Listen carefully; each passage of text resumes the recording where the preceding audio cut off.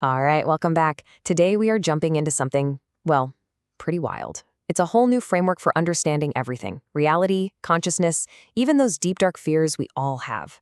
They're calling it the 2.0 philosophy, and the name kind of says it all. It's about a massive upgrade to how we experience life.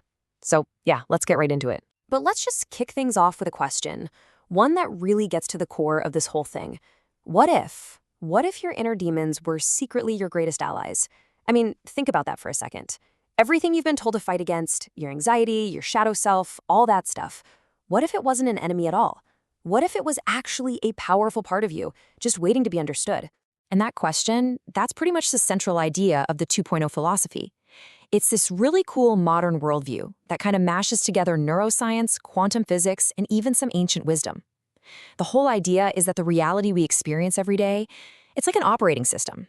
And maybe, just maybe, it's time for an upgrade. So, we're going to talk about befriending demons for sure. But before we get there, we really need to wrap our heads around this new operating system. We need to understand the world this framework is describing. Okay, so what's the actual difference here? Well, think of reality 1.0 as our default setting. The world we live in right now. It's all about physical limits, thinking in a straight line, and the ego running the show. It's a world of good versus evil, us versus them, that whole duality thing. But 2.0? That's described as something totally different. It's like a higher dimension of consciousness, a state where you feel this deep connection, this harmony, and where your intuition is just on fire. It's a place where that hard line between your mind and the physical world, it just starts to get blurry. Now, it's really important to get this next part right. The goal isn't to just ditch our 1.0 reality and float off into some cosmic la-la land. No way. The key idea here is that 2.0 is an add-on to 1.0. It's not a replacement. It's about bringing the physical and the metaphysical together, creating one whole unified experience of life. So you might be wondering, okay, if this higher dimension is real, how does it talk to us? Well, according to this philosophy, it communicates through synchronicities. You know what I'm talking about, right? Those weirdly meaningful coincidences, like seeing the number 1111 everywhere, or thinking about an old friend and then they call you out of the blue. These aren't just random chance. They're seen as the language of 2.0. They're like little breadcrumbs from that deeper reality, kind of nudging you in the right direction. Okay, so how does this new OS actually help us in our day-to-day lives? Well, it brings us right back to where we started, our demons. And this is where this whole philosophy stops being abstract and gets super, super practical. It gives us a whole new toolkit for dealing with our biggest struggles. First off, let's just connect this to stuff we're probably already familiar with.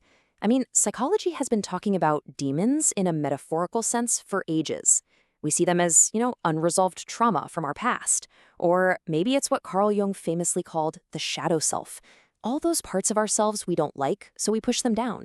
Or it could just be those nagging, negative thought loops we get stuck in. But this 2.0 framework, it takes that idea and pushes it way further. It asks us to think about demons not just as a psychological concept, but as energetic intelligences, almost like living patterns of energy. And from this point of view, they're not here to attack you. That's the huge shift. They're acting like mirrors, reflecting back to you the broken, fragmented parts of your own consciousness, the places where you're basically leaking energy. So, how do you actually work with these so-called mirrors? Well, the framework lays out a really practical 4-step process. It's pretty straightforward. First, you identify the pattern. Give that anxiety or fear a name. Look it in the eye. Second, you analyze it. You ask, where did you come from? What are you feeding on? Then, and this is the really cool part, is transformation. This isn't about fighting the energy. It's about changing it. So that deep-seated anger you feel, maybe that can be transformed into pure, focused energy to actually create change in your life. And lastly, there's prevention. This is all about building new habits, like mindfulness, to keep yourself in that new, solid, coherent state. Okay, now hold on, because this is where the framework gets even more ambitious, maybe even a little controversial.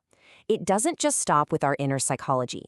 It takes this same lens and points it directly at the paranormal, trying to find a scientific explanation for stuff that we've always just labeled as supernatural.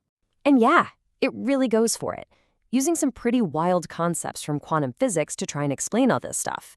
The idea here is that what we call a ghost, maybe it's just a kind of echo, a leftover trace of quantum entanglement. That thing Einstein called spooky action at a distance. And telepathy?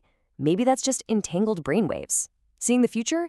That could be tied to this absolutely bizarre idea of retrocausality, where things that happen in the future can actually affect the past. So the takeaway is the paranormal isn't supernatural. It's just natural physics that we haven't quite figured out yet. Okay, let's bring this all back home. If our demons are just mirrors of ourselves and ghosts are just quantum echoes, what does that actually mean for you and me? Well, it means the source of real power isn't out there somewhere. It's inside. And this all leads to a really powerful concept called energetic sovereignty. The idea is that when you finally face your demons, when you integrate all those broken pieces of your shadow self, you stop leaking energy all over the place. You become this whole, solid, coherent energy field. And that inner stability, that wholeness, that is the ultimate protection. You basically become, as the source material puts it, no longer edible to negative influences. And for me, this might be the most powerful idea in this entire philosophy. It completely reframes the idea of spiritual warfare. It's not a battle you have to go out and win against some dark force. It's an internal test of how solid you are. And when you achieve that inner alignment, the battle just stops. It ends, not because you won, but because there's literally nothing inside you for the chaos to grab onto anymore. So what's the end game here? Where does all this lead? What actually happens when someone manages to do this? When they reach this state of energetic sovereignty and really integrate that 2.0 operating system into their life?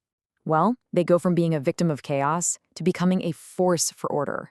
The source material uses some amazing terms for this. It calls a person like this a gravitational node or a coherent center. You actually become what's called a timeline disruptor. Just think about that.